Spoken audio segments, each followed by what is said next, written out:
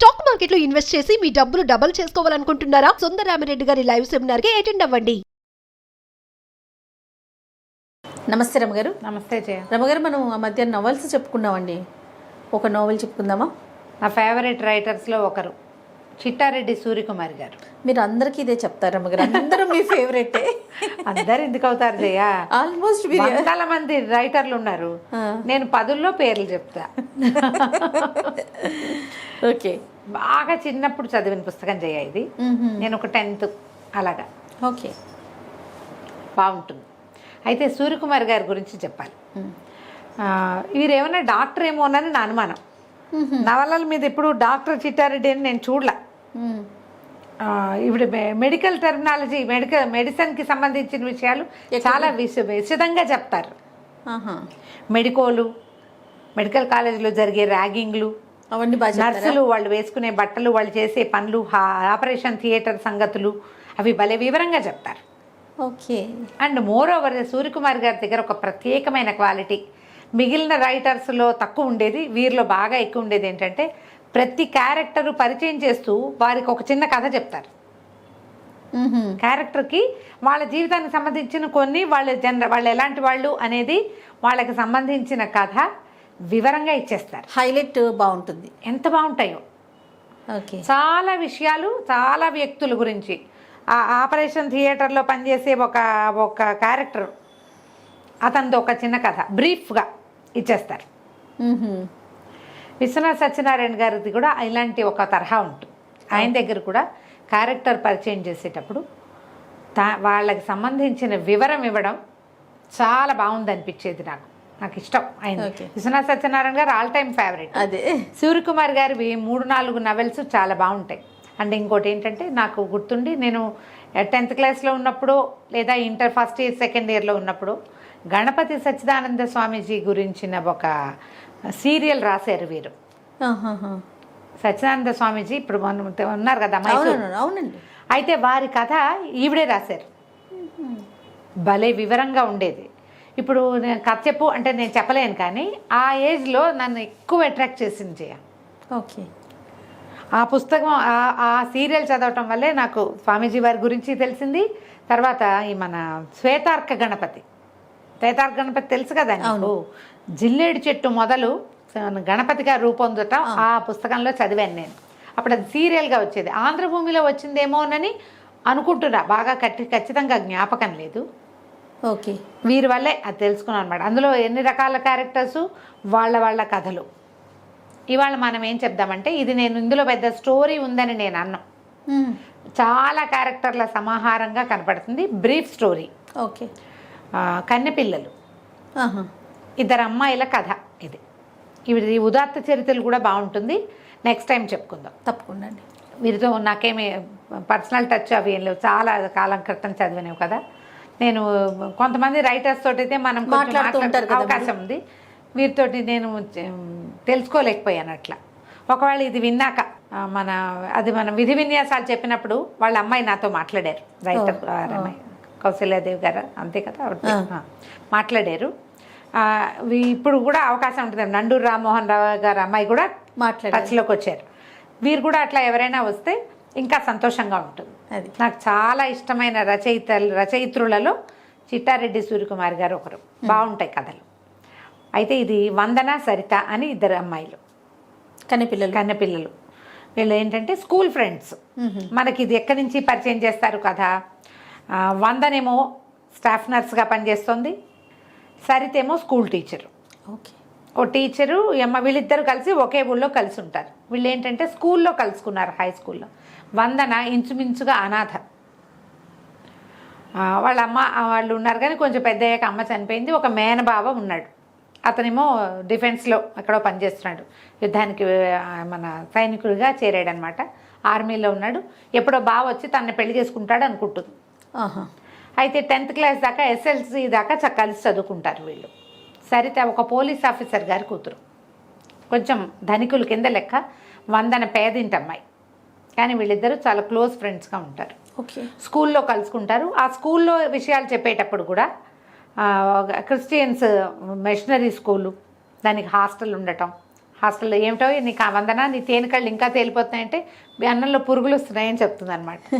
అన్నంలో పురుగులు వస్తున్నాయి, కళ్ళకి మంచిది, ఒంటికి బలం అని చెప్పారు అంటుంది. ఈ అమ్మాయి కూడా, చిన్నమ్మాయి సరిత కూడా హాస్టల్లో చేరి వాళ్ళ మీద బోల్డ్ అన్ని కంప్లైంట్లు ఇచ్చి అలా చేస్తుంది అనమాట. సరిత చిచ్చుబుడ్డి, ఇంట్లో ఏమో చిచ్చు అనే పిలుస్తారు అమ్మాయిని. ఈ వందన పాపం అమాయకంగా మెత్తగా ఉంటుంది, మృదువుగా ఉంటుంది మనిషి. ఈ ఇద్దరు 10th క్లాస్ అప్పుడు 8th 9th క్లాసుల్లో వచ్చి చేరుతుంది వెళ్ళింది స్కూల్లో. ఆయనకి ట్రాన్స్ఫర్లు అవుతున్నాయని తండ్రికి ఈ స్కూల్లో వేస్తారు. మొదట ఏదో వచ్చేది ఇంటి నుంచి, తర్వాత హాస్టల్లో చేరిపోతుంది. 10th క్లాస్ ఈ అమ్మాయి ఫెయిల్ అవుతుంది, ఆ అమ్మాయి పాస్ అవుతుంది. ఓహో, 10th ఫెయిల్ వందన. ఫెయిల్ అయితే ఏం చేస్తుంది, నర్సింగ్ ట్రైనింగ్లో చేరిందనమాట. అప్పుడు ఎస్ఎల్సి కాలం ఇది. అదే మన 10th క్లాసు కంటే ముందే. ఎస్ఎల్సి అంటే ఇంటర్ వరకు కదా నమ్మగారు, +1 +2 కలిపితే కదా ఎస్ఎల్సి. అది నాకు తెలీదు, నేను అట్లా విన్నా. అలాగా అయి ఉంటుంది బహుశా. ఓల్డ్ ఎస్ఎల్సి అంటే మన ఇంటర్మీడియట్ తో సమానంగా ఈక్వల్ అని. 12th క్లాస్ ఏమో మరి అనుకుంటున్నాను రమ్మగారు. అయి ఉండొచ్చు. ఈ అమ్మాయి ఏమో ఒక అమ్మాయి వందనేమో నర్స్ ట్రైనింగ్కి వెళ్తుంది, సరితేమో కాలేజీలో చేరుతుంది. ఓకే. తర్వాత స్కూల్ టీచర్గా వస్తుంది అనమాట. కొంతకాలం ఈ అమ్మాయి ఒకళ్ళకొకళ్ళు ఉత్తరాలు రాసుకోవటము, ఎప్పుడు కలిసే ఉంటారు, మాట్లాడుకుంటూ ఉంటారు. అప్పటికి ఫోన్లు కొంచెం తక్కువ కదా, ఈ ఫోన్లు పబ్లిక్ ఫోన్లు అవి లేవు. ఏదో ఒక ఆఫీసుల్లో, కాలేజీల్లో, హాస్పిటల్స్లో ప్రత్యేకంగా ఇంత దెబ్బ ఫోన్లు ఉండేవి. ఈ వ్యవహారం కాదుగా ఉత్తరాలు రాసుకోవటం అనమాట. వీళ్ళు ఒక బిల్డింగ్లో అద్దెకుంటారు. ఆ బిల్డింగ్లో ఉన్న ప్రతి క్యారెక్టర్ని పరిచయం చేస్తారు. వీళ్ళిద్దరు అమ్మాయిలు 20 ఏళ్ల వాళ్ళు, అందంగా ఉంటారు, చక్కగా ఎప్పుడు నవ్వుకుంటూ ఉంటారు. చుట్టుపక్కల వాళ్ళందరూ ఎలా ప్రవర్తిస్తారు వీళ్ళతోటి అవి చూపిస్తారు. ఈ కథ నేను చెప్పే కథ, ఇందులో పెద్ద స్టోరీ రాదు. ఈ పుస్తకం దొరికితే చదవండి, డెఫినెట్లీ యూ విల్ ఎంజాయ్. ఓ, అసలు ఆ క్యారెక్టర్స్ పరిచయం చేయటము, క్యారెక్టర్ కథ చెప్పటము అమోఘంగా ఉంటుంది, బాగుంటుంది, చాలా బాగుంటుంది. ఆ బిల్డింగ్లో ఎవరో ప్రతి వాళ్ళు అప్పులకి రావటం, పంచదార ఉందా, అది ఉందా, ఇది ఉందా అని. మేము అదేదో వచ్చి కూర చేస్తాం, మీకు పంపిస్తాం, మీరు మాకు ఇది ఇవ్వండి అని. ఉగ్గుగినెతో ప్రాన్స్ కర్రీ తెచ్చిందిట పనిపిల్ల. అది ఉందా, అది నీళ్ళు అయిపోవటము, మోటార్లు వేయటము. ఈ సరితకి ఏంటంటే అందరికీ పేర్లు పెడుతుంది అనమాట. ఆ బిల్డింగ్ రాసమణి గారని ఒక ఆవిడది. ఆవిడ ఏం చేస్తుంది, పెద్ద సైట్ ఉంటే వెనకాల బోల్డ్ అని చెట్లు వేసుకుని పువ్వు పిద్ద ఒకటి కూడా బయటికి రానేది అని వాళ్ళే వాడుకుంటారు.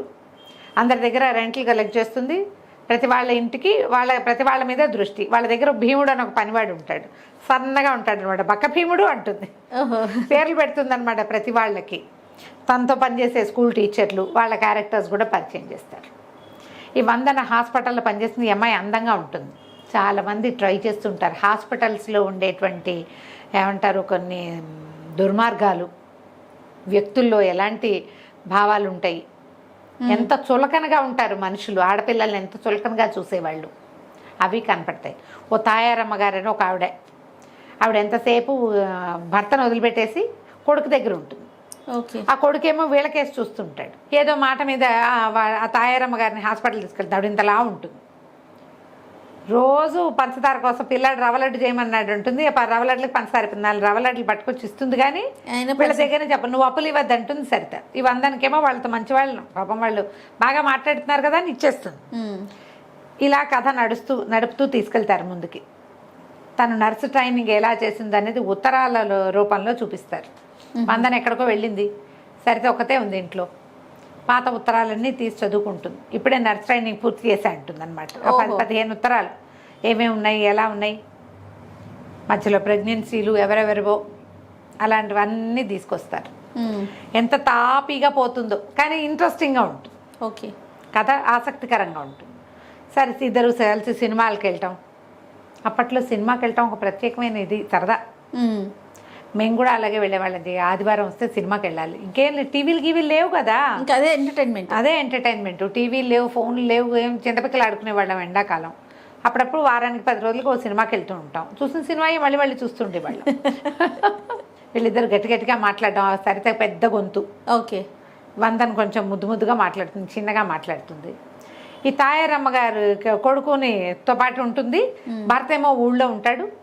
వాళ్ళు వచ్చి ఈ విషయం చెప్పేశారు కదా. అబ్బాయి ఏం చెప్తాడంటే, నా పెళ్ళయిందండి, మా అమ్మ పెళ్ళిలో గొడవ అయ్యి మా ఆవిడని తీసుకురానివ్వలేదు, నెల సంపాదన 20 రోజులకే అవగొట్టేస్తుంది, అంత అప్పులు, మా నాన్న ఒక్కడే ఉంటున్నాడు, పెళ్ళకి వెళ్ళవమ్మా అంటే వెళ్ళదని చెప్పేసరికల్లా అవన్నీ చూస్తే వీళ్ళకి ఏం గుర్తొస్తుంది, ఈ సరిత వాళ్ళ ఊరి పద్మజ అని ఒక పిల్లకి పెళ్ళి అవుతుంది వాళ్ళ ఊళ్ళో. ఆ పద్మజ మొగుడేమో అని డౌట్ వస్తుంది. ఓకే. ఏం చేస్తారు, ఆ పద్మజని పిలిపించి ఇంకో గదిలో దింపుతారు. వీళ్ళిద్దరు మొగుడు పెళ్ళం ఎదురుపడేసరికల్లా వాళ్ళిద్దరు కలిసి ఉంటే చుట్టుపక్కల వాళ్ళంతా చెప్పుకుంటారు. ఈ తాయారమ్మని లేకుండా ఏం చేస్తారు, హాస్పిటల్లో పెడతారు ఓ వారం రోజుల పాటు. ఆవిడ లేని టైంలో ఈ పద్మజని ఇక్కడ దింపుతారు. ఇట్లాంటివి కొన్ని సరదా సంఘటనలు జరుగుతూ ఉంటాయి. హాస్పిటల్లో సూపర్నెంట్గా ఒక డాక్టర్ ఉంటారు. ఆయన చాలా పొడుగట్టివాడు. ఇది వందన సన్నగా చిన్నగా పొట్టిగా చిన్నపిల్లలాగా ఉంటుంది. 20 ఏళ్ళు, అంతకంటే ఏం వయసు ఉంటుంది. ఇంటర్మీడియట్ అయ్యాక 2-3 ఏళ్ళు నర్సింగ్ చేసిన వాళ్ళకి అంతే 20-21 ఉంటాయి. ఈ అమ్మాయికి ఆ డాక్టర్ మీద ఆసక్తిగా ఉంటుంది. బాగా వస్తాడని వెయిట్ చేస్తూ ఉంటుంది ఒకటి. రెండోది, ఈ హాస్పిటల్లో వెంకట్ అని ఒక డాక్టర్ ఉంటాడు. అతనికి ఎంతసేపు ఈ అమ్మాయి మీద దృష్టి, ఈ పిల్ల వెనకాల తిరుగుతూ ఉంటాడు. ఈ అమ్మాయి దగ్గరికి రానిపోయేసరికల్లా ఇంకెవరో నర్సు తోటి చేరువవుతాడు. జాలిగా ఉంటుంది అతను చూస్తే, కానీ ఆసక్తి రాదు. ఈ కామ్గా ఉండే పెద్ద డాక్టర్ మీద ఆసక్తిగా ఉంటుంది పిల్లకి. ఓకే. అది పరిచయం చేస్తారు డాక్టర్ యతీంద్ర. అతను సూపర్నెంట్గా ఉంటాడు. అతనికి కూడా ఈ అమ్మాయి తేనె రంగు కళ్ళు ఎక్కువగా అతను ఆపరేషన్ థియేటర్లో చూస్తాడు. ఓహో. విడిగా అమ్మాయిని చూసుండాడు అనమాట. చూడ్డు, అవి తక్కువ ఉంటాయి. ఆ తేనె కళ్ళు మాత్రం మీద దృష్టి ఉంటుంది, కానీ ఎవరో స్టాఫ్ నర్సు, అంతకంటే ఏముంటుంది. కథ ఇట్లా స్లోగా నడుపుకుంటూ వెళ్తారు. ఒక కొత్త డాక్టర్లు రావటం, ఆపరేషన్లు, అపెండిసైటిస్ ఆపరేషన్ అవి కూడా చూపిస్తారు. ఇది చేయొద్దు, ఇలాంటివి చేయకూడదు, అలా అవి మాటలు 1-2 పెద్ద ఆపరేషన్లు. ఎంత క్లియర్గా థియేటర్లో వస్తువులు అమర్చటము, డాక్టర్కి అందించటము రాస్తారో. నాకేంటంటే బేసిక్గా కొంచెం మెడిసిన్ ఇంట్రెస్ట్ కదా, ఏమిటో నేను ఇలా అయిపోయాను. కానీ డాక్టర్ అవ్వాల్సిందంటారా? ఎందుకని అవ్వలేదు జయ, నాకు చాలా ఎక్కువ ఇష్టం. అన్ని ప్రొఫెషన్లోకి వెళ్ళా డాక్టర్ ఇష్టం రమ్మగారు మీకు? ఇష్టం. ఓకే. ఆపరేషన్ థియేటర్లో అలాంటి కథలు మరీ ఇష్టం నాకు. అదేలేండి, ఆ ప్రొఫెషన్ ఇష్టం కాబట్టి అది ఇంట్రెస్ట్ అనిపిస్తుంది. ఆపరేషన్ థియేటర్లు, సర్జరీలు నేను అవి ఎక్కువ చూస్తాను. ఓహో. మామూలుగా సిరీస్లు కూడా అలాంటి చూసేస్తారు, చూసేస్తాను. కోసేసేది, కట్టేసేది, కుట్టేసేది చూస్తా. అవి ఇష్టం నాకు, ఎందుకో అలా ఉంది. మరి వచ్చే జన్మలో డాక్టర్ అవుతానేమో చూడండి. నేను అప్పుడు కూడా కెమెరా మీతో హెల్త్ ఇంటర్వ్యూలు చేస్తాను రమ్మగారు. అప్పుడు చేద్దు కానీ అప్పుడు కూడా కెమెరా వదలవా? నేను ఎవరైనా మామూలుగా డాక్టర్ చదివి ప్రాక్టీస్ చేయట్లేదంటే నాకు చాలా బాధగా ఉంటుంది జయ. అంత కష్టపడి చదివి చెయ్యట్లేదా? ఇన్నేళ్ళు అసలు డాక్టర్ కోర్స్ అంటే నిలబడి కాళ్ళు పడిపోతాయి తెలుసా జయ. ఎన్ని గంటల నుంచి ఉంటారో, ఎంత కష్టపడి చదువుతారో కదా. అంతా కష్టపడి బాధ అనిపిస్తుంది. ఎవరైనా ఈ మగపిల్లలు పెళ్లి చేసుకుని పెళ్ళాలని ఇంట్లో కూర్చోబెడతామంటే నాకు వాళ్ళని చితకొట్టేద్దాం అనిపిస్తుంది. నిజంగా నాకు నచ్చదు అసలు. అదేలేండి, అది కష్టం మీద మీకు కష్టం మీద సానుభూతి. అదే కాదు జయ, ఒక డాక్టర్ తయారవ్వాలంటే ఇప్పుడంటే ప్రైవేట్ కాలేజీలు వచ్చినాయి. మన చిన్నప్పుడు ఎన్ని ఉన్నాయి జయ. గవర్నమెంట్ డబ్బు వీళ్ళు పెట్టిన దానికంటే ఎక్కువ డబ్బు ఖర్చు అయ్యేది. అవునవును. నువ్వు తీసుకోకపోతే ఇంకోళ్ళు తీసుకునేవాళ్ళు కదా, ఇంకోళ్ళు ప్రజలకు ఉపయోగపడేవాళ్ళు కదా. అది ఎంత అవసరం డాక్టర్ సర్వీస్, మెడికల్ సర్వీస్ చాలా ఓరియంటెడ్ జాబ్స్ కదా రమ్మగారు. నాకు చాలా బాధగా ఉంటుంది. అందుకని ఈ ఆపరేషన్ థియేటర్లు సరదా ఎక్కువ అనమాట. అయితే ఈ డాక్టర్ వెంకట్ వెనకాల తిరుగుతూ ఉంటాడు, కానీ ఈ అమ్మాయికి దృష్టి అతని మీద ఉంటుంది. కొంతకాలం ఇట్లా కథ నడిపిన తర్వాత ఒకరోజు ఆ యతీంద్రని కలవడానికి ఎవరో ఒక అబ్బాయి వస్తాడు. వస్తే అదే టైంకి సరిత ఫోన్ చేసి ఒక మెసేజ్ ఇస్తుంది, అడుగుతుంది. సిస్టర్ అందరం ఉంటే పిలుస్తారంటే ఆవిడ బిజీగా ఉన్నారు, మీకు ఏదైనా ఉంటే చెప్పండి నేను రాసుకుంటానంటాడు ఈ డాక్టర్ యతీంద్ర గారు. ఆయనే రాస్తాడు. రాస్తే ఏదో అందరికీ పేర్లు పెడుతుంది కదా. హిప్పిరాక్ష రావణాసురుడు వచ్చాడు, అలాంటి వాక్యాలు కొన్ని చెప్తుంది అనమాట. చెప్పేసరికల్లా ఆ అమ్మాయి వస్తే ఇగో మీకు ఉత్తరం ఎవరో ఇచ్చారు మెసేజ్ అని ఆ మెసేజ్ ముందు పెడతాడు. అప్పట్లో ఇలా చేసేవాళ్ళు. ఫోన్ దగ్గరికి మనిషిని పిలవలేకపోతే వాళ్ళు చెప్పింది రాసుకుని అప్పచెప్పేవాళ్ళు అనమాట. ఎవరికైనా ఫోన్ చేయండి, అమ్మగారికి సీరియస్ అవేవో చెప్తారు కదా. వీళ్ళిద్దరు అడుగుతారు ఏమిటి ఈ మెసేజ్కి అర్థం అని. ఆ రెండో కుర్రాడు ఈ అమ్మాయి వెనకాల వస్తాడు. ఓకే. అక్కడ ఇంకో అబ్బాయి ఇచ్చాడు కదా. తర్వాత ఒక రోజు తర్వాత 2 రోజుల తర్వాత సినిమాకి వెళ్తారు. సినిమాకి వెళ్తే ఈ అబ్బాయి, ఈ రెండో అబ్బాయి వెనకాల కూర్చొని కనిపిస్తాడు. పలకరిస్తాడు. పలకరించేసరికి ఎవరో చూస్తున్నాడు అబ్బాయి మనకేసి అంటే కృష్ణుడు అంటుంది. ఏమిటి నువ్వు పిచ్చకిందా, నువ్వు ఏదో మాట్లాడుతున్నావంటే అబ్బాయి కృష్ణుడిలా కనపడతాడు చక్కగా, సామంతాయిగా పొడుగ్గా బాగున్నాడని. సరే వచ్చి పలకరిస్తాడు. పలకరిస్తే వీళ్ళ పక్కన కూర్చుంటాడు. డాక్టర్ గారి దగ్గరికి వచ్చాడు, వాళ్ళ ఫ్రెండో ఎవరో అని చెప్తుంది. ఏం చదువుతున్నా అంటే ఎంబీ చదువుతున్నాను, బహుశా మాస్టర్ ఆఫ్ బిజినెస్ అయ్యి ఉంటుంది, ఎంబీఏ అనరు, ఎంబీ అని చెప్తారు. సెకండ్ ఇయర్ చదువుతుంటే మనకంటే చిన్నవాడైతే మాట్లాడచ్చు అనుకుంటారు వాళ్ళు. చిన్నపిల్లాడు చదువుకుంటున్నాడు కదా, కానీ కుర్రాడు అబ్బాయి. వీళ్ళు పక్కన కూర్చుంటాడు. కూర్చుని వీళ్ళిద్దరు కబుర్లు వింటాడు, ఎక్కడికైనా వెళ్ళిపోదాం. అది ఏమవుతుందంటే ఈ హాస్పిటల్లో ఉండగా ఈ అమ్మాయి ఈ డాక్టర్ వెంకట్ ఏమో తన వెనకాల పడుతున్నాడు. అతన్ని ఇది చేయదు. అక్కడ డాక్టర్ కృష్ణయ్య అని ఒక ఆయన ఉంటాడు, ఆయన చాలా మర్యాదస్తుడు అనుకుంటుంది. ఒకరోజు థియేటర్లో అతనికి ఎత్తో పాటు ఒంటరిగా ఉంటే అతని ఈ అమ్మాయి మీద అఘాయిత్యం చేయబోతాడు. చేయబోయేసరికల్లా అరిచి కేకలు పెడుతుంది. ఇతను యతీంద్ర వచ్చేస్తాడు. ఆయన వస్తాడు సూపరింటెండెంట్ వచ్చి డాక్టర్ని కేకలేసి పంపిస్తాడు. ఏంటి నీ మీద ఇలాంటి కంప్లైంట్స్ వస్తున్నాయంటే ఈ పిల్ల పోట్లాడే గట్టిగా అరిచేస్తుంది అనమాట. చేసిన వాడిని వదిలేసి నన్ను విక్టిమ్ని నన్ను అడుగుతారేంటి? ఇక్కడ శీలంగా మర్యాదగా ఉండాలని అనుకునే వాళ్ళకి దారి లేదు. ఇలా ఎవడో ఒకడు వచ్చి మీద పడతాడు, మీరేమో మమ్మల్ని సంజాయిషి అడుగుతారు. అతని మీద ఇష్టం వచ్చేస్తుంది. అంతకుముందు అంతా ఎంతసేపు రూమ్ తుడిచిపెట్టి అతను వచ్చేసరికల్లా రూమ్ క్లీన్గా ఉంచి ఆపరేషన్ థియేటర్లో అతని పక్కనే నుంచుని, అంటే ఒక ఇది ఉందన్నమాట, ఇన్ఫాక్చుయేషన్, ఒక ఆకర్షణ ఉంటుంది అతని మీద. అతను రివర్స్లో అడిగేసరికల్లా భరించలేకపోతుంది. ఎక్కడికైనా వెళ్దాము, 4 రోజులు నాకు విసుగ్గా ఉంది, నాకు కష్టంగా ఉందంటు. ఈ అబ్బాయి ఏమంటాడంటే నేను హైదరాబాద్ వెళ్తున్నాను, మీరు వస్తారా అంటాడు. సరే ఆలోచించుకుని సరే వెళ్దాం. చిన్నపిల్లాడు కదా, చిన్న కుర్రాడు, చదువుకుంటున్నాడని వెళ్దాం అనుకుంటారు. సరే తీసుకెళ్తాడు హైదరాబాద్కి కారులో. వెళ్తారు, ఏదైనా ఎంజాయ్ చేయాలనుకుంటారు. అయితే నేను ఎప్పుడైనా క్యావరేలు అవి ఇవి వెంటనే కానీ ఎప్పుడూ చూడలేదంటు అనేసరికి ఒక బార్కి తీసుకుపోతాడు వీళ్ళని. డ్రింక్స్ ఏవో తెప్పిస్తాడు. ఇవి తాగండి అంటే ఈ 100 ఒక నోట్లో పట్టిన, బాబోయ్ నా వల్ల కాదు, నేను తాగలేను అంటుంది. సరితకు మాత్రం ఏం లేదు, అవేంటో ట్రై చేయాలంటుంది. పిల్ల అల్లరిది కదా, తాగేసి కక్కిస్తుంది మొత్తం. సరే మోసుకెళ్తారు, ఎవరో బయటికి తీసుకెళ్తారు, ఎవరు తీసుకెళ్లారో తెలియదు. ఈ అమ్మాయినేమో యతీంద్ర వస్తాడు అక్కడికి. వచ్చి 100 అని చెప్పి ఇంకా ఏం మిగిలింది, ఇంకేం చేయాలి, చేసింది చాలదా, ఇక్కడికి వచ్చి కూర్చున్నావు అని బలవంతంగా తీసుకొస్తాడు. బయటికి తీసుకొస్తే ఈ అమ్మాయి ఆడుతుంది, మీకేం సంబంధం లేదు, మీరెవరు నన్ను అడగడానికి, మీరు అక్కడే సూపరింటెండెంట్, మీరు ఇక్కడ ఏం కాదు, నన్ను వదిలేసేయండి అంటూ. ఎందుకు కాదు, ఈ కాగితానికి సమాధానం చెప్పంటాడు. అంతకుముందు ఏం చేస్తుంది, ఆ రూమ్లో కూర్చున్నప్పుడల్లా చక్కగా రాసుకుంటుంది అనమాట, మంచిగా అందంగా చెక్కుతుంది అక్షరాలు, యతీన్ మై లవర్, ఇగో ఈ కాగితం అక్కడ ఉంది, దీనికి సమాధానం చెప్పు, అప్పుడు నేను చెప్తాను అని కొంచెం గట్టిగా, ఇట్లా ఎందుకు వచ్చావు నువ్వు అని కేకలేసరికల్లా నువ్వు ఇలా అడిగేసరికి నేను ఓర్చుకోలేకపోయానంట. నేనేం చేయను, నాకు ముందు నుంచి నువ్వంటే ఇష్టం. ఓసారి వెంకట్తో కనపడతావు, వెంకట్ ఇంకో అమ్మాయితో కనపడతాడు కాబట్టి నేనేం అనలేను, ఒక భరించలేను నేను నువ్వెవరితోటైనా. డాక్టర్ ఒక ఆయన వస్తాడు మధ్యలో, ఒక క్రిస్టియన్ డాక్టర్ ఒక ఆయన కూడా ఏంజల్ అని ఈ పిల్ల వెనకాల తిరుగుతాడు. వాళ్ళని చూస్తే నాకు అసూయగా ఉంది, నువ్వు వేరే వాళ్ళ దగ్గర ఉంటే నేను భరించలేను. ఆ డాక్టర్ కృష్ణయ్య చేతుల్లో చూసుకుంటే నీ తప్పేం లేదని నాకు తెలిసినా కూడా ఒక భరించలేని తనంతో అలా మాట్లాడాను అని చెప్పి నన్ను పెళ్లి చేసుకోమని అడుగుతాడు.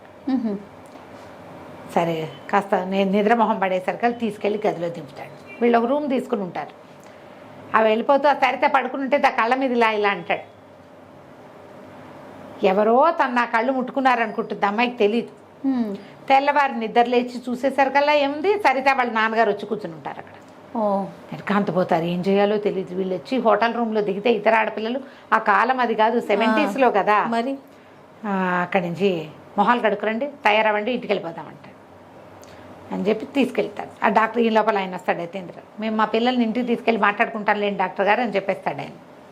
పిల్లలు ఇద్దరిని, ఆడపిల్లలు ఇద్దరిని తీసుకుపోయి ఇంటి దగ్గర దింపుతాడు. తల్లి సంతోషిస్తుంది.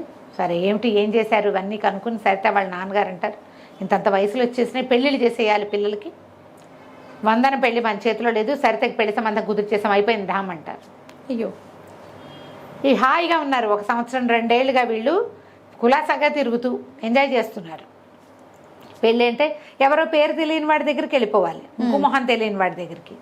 ఈ అమ్మాయి బావ వచ్చి పెళ్లి చేసుకుంటాడన్న ఉద్దేశంతోనే ఉంటుంది, కానీ అతను రాలేదు. వీళ్ళు స్కూల్లో ఉన్నప్పుడు వచ్చాడు, మళ్ళీ ఉత్తరాలు తప్పిస్తే మరొకట్లేదు.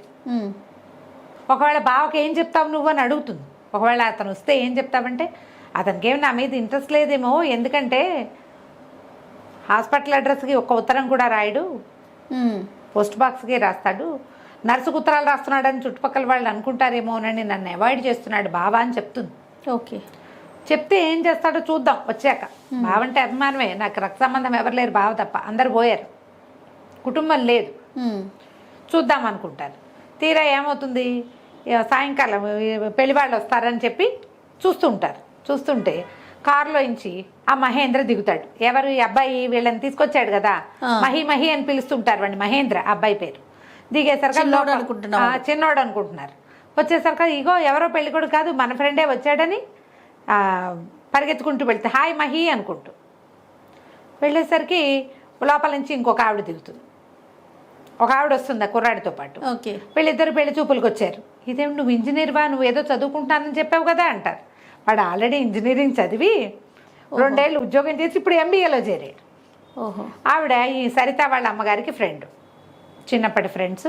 సరే సంబంధం కుదిరిపోయింది. ఇప్పుడు ఈ మహేంద్ర సరిత కాబోయే మొగుడు, పెళ్లికి సంబంధం కుదిర్చేశారు. వాడు తెలుసుకునే వీళ్ళ వెనకాల పడ్డాడు అనమాట. అదే సరే ఈ సంబంధం ఓకే చేసేసారు. ఇంకా కొంచెం టైం పడుతుంది. మళ్ళీ ఇద్దరు సొంత ఊరు చేరతారు. ఈ ఊరు ఉద్యోగాలకి, అమ్మాయి స్కూల్కి, ఈ అమ్మాయి హాస్పిటల్కి. అక్కడి నుంచి హాస్పిటల్కి వెళ్ళేసరికల్లా ఆ హాస్పిటల్లో స్టాఫ్ అందరూ చెప్తారు డాక్టర్ కృష్ణ మీద ఇది తీసుకున్నారు, యాక్షన్ తీసుకున్నారు, పోలీస్ రిపోర్ట్ ఇవ్వమన్నారు. మిగిలిన వాళ్ళు రిపోర్ట్ ఇస్తే అమ్మాయి కోర్టుకు రావాలి కాబట్టి అలా వద్దని పనిష్మెంట్ కింద ఏదో వేరే ఊరు వేసేసారు, కృష్ణయ్యని చేసేసారు అని చెప్తారు. అక్కడికి వెళ్తుంది. మళ్ళీ యతీంద్రని కలవడానికి వెళ్తే అతనేమంటాడంటే సింపుల్గా పెళ్లి చేసుకుందాం, పెద్దవాడిని అయిపోయి ఇట్లా పీటల మీద పెళ్ళిళ్ళు అవి వద్దు, రిజిస్టర్ మ్యారేజ్ చేసుకుందామంటే అమ్మాయికి ఎవరున్నారు ముందు వెనక, హాస్పిటల్ వాళ్ళందరికీ పార్టీ ఇద్దాం అనుకుంటారు. సరే పెళ్లి సంగతి మాట్లాడుకుని వచ్చే వారం 2-3 రోజుల్లో మా అక్కయ్య బావ నన్ను పెంచారు, అమ్మా నాన్న లేరు నాకు, మా అక్క బావ వస్తారు, ఆయన ఫారిన్లో ఉన్నారు బావగారు, రేపు ఎల్లుండి వస్తున్నారు, ఎల్లుండి మనం వాళ్ళని కలిసి రిజిస్టర్ మ్యారేజ్ చేసేసుకుందామని చెప్తారు. ఈ ఇంటికి వెళ్తుంది. ఇంటికి వెళ్ళేసరికల్లా వీళ్ళిద్దరు పక్కపక్క నవ్వేసుకుంటూ ఉంటారనమాట. ఏమిటి నా అడ్రస్ మారిపోతుంది, కొద్ది రోజుల్లో సూపరింటెండెంట్ గారి ఇంటికి చేరుతుంది, నర్సులతో ప్రణయం సాగించారని చెప్పుకుంటారు, నీవు పక్కపక్క నవ్వుకుంటూ ఉంటారు. వచ్చి ఒక మనిషి గుమ్మంలో నుంచుంటాడు. తీరా చూస్తే ఈ వందన వాళ్ళ బావ. నిర్ఘాంతపోతారు. ఏమిటి పెళ్ళి కుదుర్చుకున్నాక ఇప్పుడు ఇతను వస్తే ఏం చెప్పాలి, కాసేపు మాట్లాడాలంటే సరే ఎక్కడ మాట్లాడాలి, ఈ ఇల్లంతా ఇరుక ఉంది, మేడ మీదకి వెళ్దామని మేడ మీద చాపేసుకుని కూర్చుంటారు. సరితా నువ్వు కూడా రా అని తీసుకుపోతాడు. ఇప్పుడు నేను సైన్యంలో ఉన్నా కదా, నాకు ఏదైనా అయ్యిందంటే నువ్వేం చేస్తావు అంటాడు. నువ్వు బతుకుంటావా వందన అని అడుగుతాడు. వందన అంటుంది, బాబా నువ్వు చాలా క్లోజు, రక్త సంబంధం, నువ్వంటే ఎంతో అపేక్ష, అయ్యో నా ఆత్మబంధువు పోయాడని బాధపడతాను కానీ నీకోసం నేను చనిపోలేను బాబా అంటే అప్పుడు చెప్తాడు అతను, నేను ఆల్రెడీ పెళ్లి చేసేసుకున్నాను. అది నీకు ఎట్లా చెప్పాలి, నా మీద ఆశ పెట్టుకుని ఉంటావు, చిన్నపిల్లవి, నేను నీకు ఎట్లా చెప్పాలా అని బాధపడుతున్నాను. నువ్వు నా కోసం ప్రాణం పెట్టకపోతే నాకే భయము లేదు. ఇప్పుడు నా మీద నేను పెళ్లి చేసుకున్నానంటే ఈ పిల్ల ప్రాణత్యాగం చేస్తానంటే ఆ కాలం అది అప్పటి కాలం అది, ప్రాణత్యాగాల కాలం, సూసైడ్ చేసేసుకోవటం. అందుకని సరే ఒప్పించుకుని మళ్ళీ వచ్చినప్పుడు సబితని తీసుకొస్తాను, మా సీనియర్ కూతురు, ఆమె నన్ను పిచ్చిగా ప్రేమించింది, నా కోసం ప్రాణత్యాగానికైనా సిద్ధపడింది, అందుకని పెళ్లి చేసేసుకున్నాను, ఈసారి వచ్చినప్పుడు తీసుకొస్తానంటాడు. ఆడపిల్లలిద్దరికీ చెరో 1000 రూపాయలు చేతిలో పెట్టి, వాళ్ళ ఇంట్లో పని మనిషి ఉంటే దానికి కూడా 10 రూపాయలు చేతిలో పెట్టి మళ్ళీ కలుస్తానని వెళ్ళిపోతాడు. సరే అమ్మాయిలు ఇద్దరు తర్వాత 2-3 రోజుల తర్వాత మా అక్క బావ వస్తారన్నారుగా, రైల్వే స్టేషన్కి వెళ్తారు. రైల్వే స్టేషన్కి వెళ్తే సరే రైలు ఆగింది, యతీంద్ర కూడా వస్తాడు. ఒక పెద్ద ఆయన దిగుతారు ముందు, యతీంద్ర వెళ్ళి ఆయన కావలించుకుంటాడు. ఆయన వెనకాల నుంచి ఒక ఆవిడ దిగుతుంది, ఆవిడెవరు, మహేంద్ర వాళ్ళ అమ్మ. వాళ్ళిద్దరు వెనకాల నుంచి మహేంద్ర దిగుతాడు. డాడీ ఇదిగో ఇది నాది అని ఆ సరితను చూపిస్తాడు. ఈ యతీంద్ర మహేంద్ర మేనమామ మేనల్లుడు, వాళ్ళ అక్క కొడుకు, అక్క బావని ఇతన్ని పెంచుతారు. ఈయన పెద్దవాడు, ఏజ్ గ్యాప్ ఉంది.